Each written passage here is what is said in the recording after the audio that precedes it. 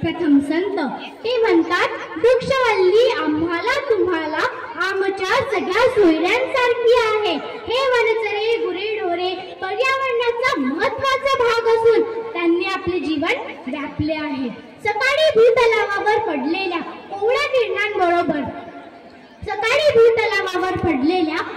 किरणांबरोबर पक्ष्यांची मधुर स्वरे कानावर पडतात. मन प्रफुल्लित होते, परिस्थिती शिकवते व पर्यावरण सांभाळतो.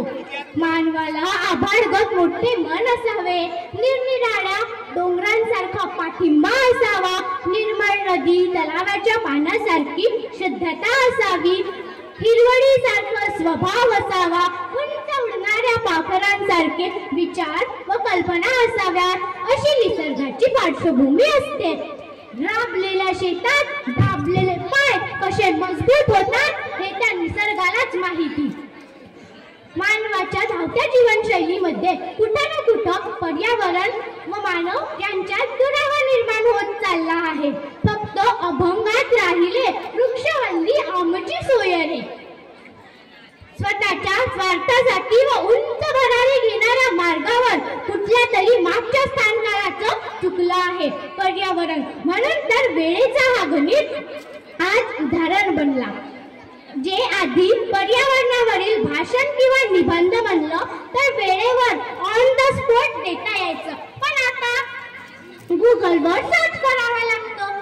कारण लोकांना वाटतं की भाषाशैली सुधारण्यासाठी आपण गुगलचा वापर करत आहोत, पण तसं नाही. आपण आडोसा घेत आहोत गुगलचा, कारण आपल्याला पर्यावरणाबद्दल काही ज्ञानच नाही आणि असणारही तसं.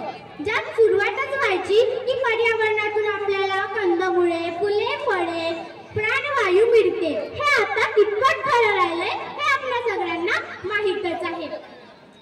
तुम्हाला एक प्रसंग सांगते. माझ्या ताईला दवाखान्यामध्ये भरती केलं होतं. तिथं मी आणि आजी तिला भेटायला गेलो होतो. ताईला ऑक्सिजन लावले होते, ती व्हेंटिलेटरवर होती. आजीने मला विचारले, हे काय? मी सांगितले की तिला शुद्ध हवा देत आहेत. आजी व्याकुळ आवाजात म्हणाली, शुद्ध हवेसाठी आम्ही जंगलात जातो आणि हे इथं शुद्ध हवेचा व्यवसाय करत आहेत. एका लोखंडी लांब डब्यामध्ये शुद्ध हवा भरून याचा व्यवसाय करत आहेत. बरं आहे यांचं. तिच्या त्या अडाणीपणाचं मला हसायला आलं, पण ती बोललेली गोष्ट मात्र विचार करण्याजोगती होती बरं का. पितो दूध डोळे मिटुनी जात मांजराची, मनी चोरट्याच्या कारे भीती चांदण्यांची. माणसाची जाता जाता मांजरात झालेली आहे. आपला जीवन संघर्षमयी बनवण्यासाठी त्याने पर्यावरणाशी पण संघर्ष सुरू केले आहे. ग्लोबल वॉर्मिंग, भूकंप, ज्वालामुखी फाटणे, पाणी, जमीन, वायू, हवा, जल प्रदूषण यांच्याशी पण संघर्षमयी बनून रोजच्या रोज झुंज देत आहे आणि कंबर कसत आहे. न्यूक्लियर बॉम्ब सारख्या गोष्टी करून एकदम चोरासारखा नामादेव निराळा एकदम गप्प. पुष्पा सिनेमा तर तुम्हा सगळ्यांनी पाहिलाच असेल. पाहिलंय ना? नक्कीच पाहिला असेल. त्या सिनेमामध्ये फेमस डायलॉग तुम्हाला माहितीच आहे ना, मैं झुकेगा नहीं. चंदनाच्या लाकडांची लाकूड तोड तिथे